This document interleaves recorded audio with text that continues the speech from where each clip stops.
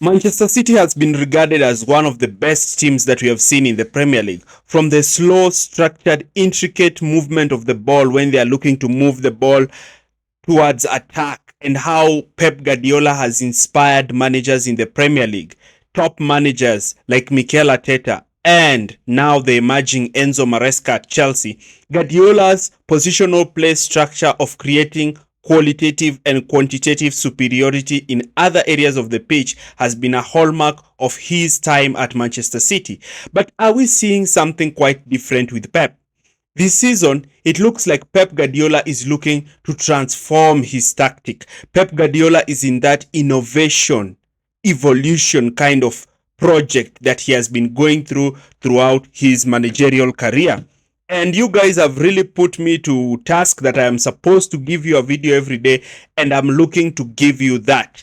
Guardiola has lost one, if not his best player in the team, in the name of Kevin De Bruyne, a player who has always been the game changer in Pep Guardiola's Manchester City, and that slight edge that Guardiola has always had against his opponents in the Premier League. Guardiola's 6 Premier League titles can be attributed to the role that Kevin De Bruyne played at Manchester City. But Guardiola has gone into the market again and so far has spent 116 million euros in signing Jennings, Cherki, and Ainuri, who are three different players, and play in very different roles. And Guardiola is bringing them to try and bolster his squad. But one signing in particular catches the eye, and that signing is Cherki. Cherki is a right winger, a left winger, an attacking midfielder, a player who's strong on both foots, and a player who Guardiola is bringing in who's going to revolutionize the way Manchester City play. The question is he a direct replacement to Kevin De Bruyne? Because I'm going to try and analyze how Guardiola is looking to evolve Manchester City and how Cherki's role in this team is going to influence the way Guardiola is going to set up his team with regards to where is Cherki going to play, where is Aït-Nouri going to play, and how is Manchester City going to progress in the way they like to play. And because of this, we are going to see how this player is going to evolutionize Guardiola's system in Manchester City. Before we start, do not forget to like, share, and subscribe to this channel for more videos like this. Now, we know that Pep Guardiola has been going strong in the market since the January transfer window, and Manchester City, who are looking to be in a huge crisis in the middle of the season, now look like a stable team and a team that is ready to take on Liverpool next season. The return of Rodri Hernandez further solidifies Pep Guardiola's system, structure, and personnel that he requires to dominate the English Premier League football as well as the Champions League next season. And Guardiola is not hiding any of this. He wants to finish on a high. Now, Guardiola's structure has always been dominating the ball, pinning the opposition deep, and creating a structure that is so difficult for opponents to even break through from their own defensive third. Guardiola achieves this by creating numerical superiority higher up the pitch and looking to adjust his system from a 3-2-5 to a 3-1-2-3-1 structure. That is a 3-1-6 with a diamond in midfield instead of a box. But the box has been Guardiola's main preferred system because it gives him two defensive midfield players, and as well the lack of Rodri in the team further pushed Guardiola into this structure and this system. Now, we saw the way Guardiola was looking to dominate teams, and one area that Guardiola really lacked was that midfield presence. Kovacic and Bernardo Silva were giving the dribbling aspect of Manchester City, but they were not giving Manchester City the settled possession. Settled possession is so important for Manchester City in that it allows Guardiola's team to have control in games. Guardiola's team want to build from the back, carry the ball from the back in a systematic manner all the way to the forward line. But also Guardiola is looking to play balls over the top especially when Manchester City are looking to face a high defensive line.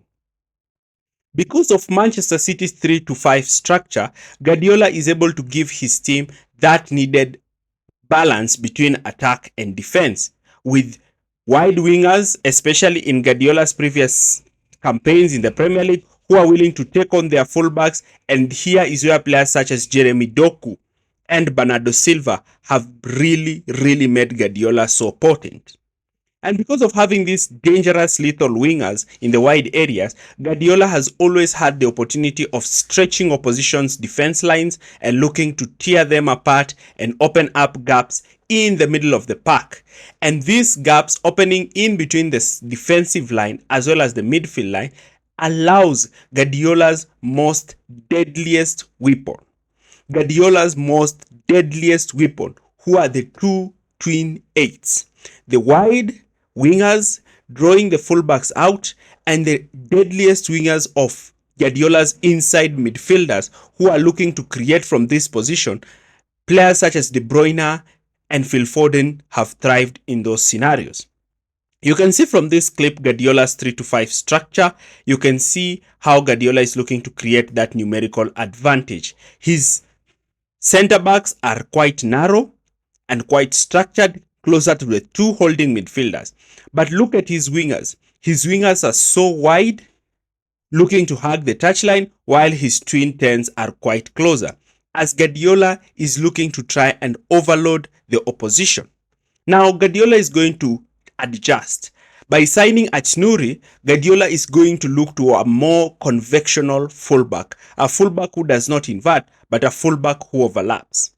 Cherki, on the other hand, is also a different player because he can play as an attacking midfielder, but Guardiola is bringing him as a winger, while Higgins is also coming in as a defensive midfielder. Now, these three players are going to alter the way Manchester City will play next season.